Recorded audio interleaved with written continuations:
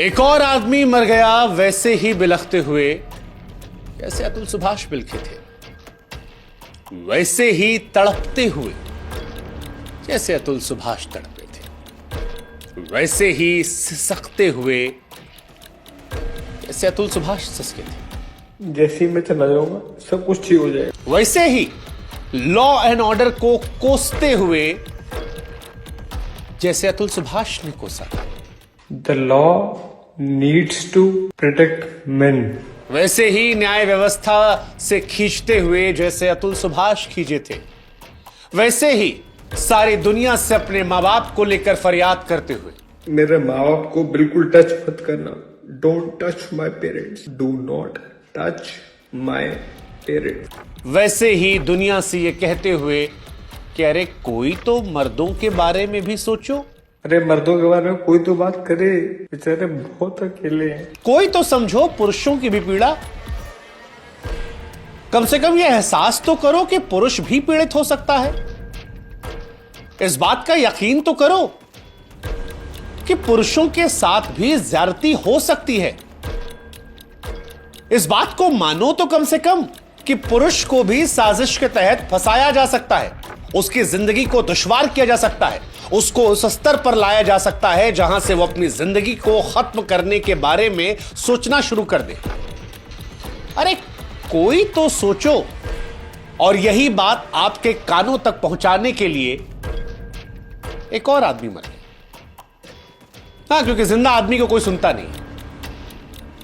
और यहां हम ये नहीं कह रहे कि देश की सारी महिलाएं गलत हैं। हम बात समानता की कर रहे हैं, या समानता से आगे बढ़कर सही गलत की कर रहे हैं। क्योंकि समानता को स्त्री पुरुष के आधार पर नहीं, बल्कि सही और गलत के आधार पर परखा जाना चाहिए। और फेमिनिज्म का झंडा बुलंद करने वालों को भी यह समझना पड़ेगा कि जब जब पुरुष और महिला को एक दूसरे के खिलाफ खड़ा करके आप लॉजिक देना शुरू करेंगे, तब तक लैंगिक समानता इस देश में सपना बनी रहेगी। और ना यकीन हो तो अतुल सुभाष वाला केस देख लीजिएगा। 10 हफ्ते के अंदर बीवी और परिवार जो था वो पूरा बेल पर बाहर हो गया। बीवी को बच्चे की कस्टडी मिल गई। जिस जज पर आरोप लगाया था उसके साथ इंक्वायरी तक नहीं हुई। कल्पना करके देख लीजिएगा कि वही आरोप किसी महिला ने लगाया। खैर, आज विषय मानव शर्मा का है। आगरा के रहने वाले मानव शर्मा मुंबई में टीसीएस कंपनी में मैनेजर थे। पिछले साल जनवरी के महीने में उनकी शादी हुई थी। मानव अब इस दुनिया में नहीं है, लेकिन खुदकुशी के पहले जो वीडियो बनाया उसमें साफ साफ कहते हैं कि वक्त आ गया है कि मर्दों को भी बचाया जाए। मर्दों का सोचो, प्लीज सोचो मर्दों का। अरे मर्दों के बारे में कोई तो बात करे, बेचारे बहुत अकेले हैं। बचाया जाए, उनकी भी आवाज को सुना जाए। अपनी पत्नी के चरित्र पर वो आरोप लगाते हुए कहते हैं कि महिला अगर किसी आदमी पर आरोप लगाएगी तो कोई आदमी बचेगा नहीं, लेकिन मर्दों को अपनी आवाज सुनाने के लिए कब तक जिंदगी छोड़नी पड़ेगी? और क्यों मर्दों के बारे में बात नहीं होती?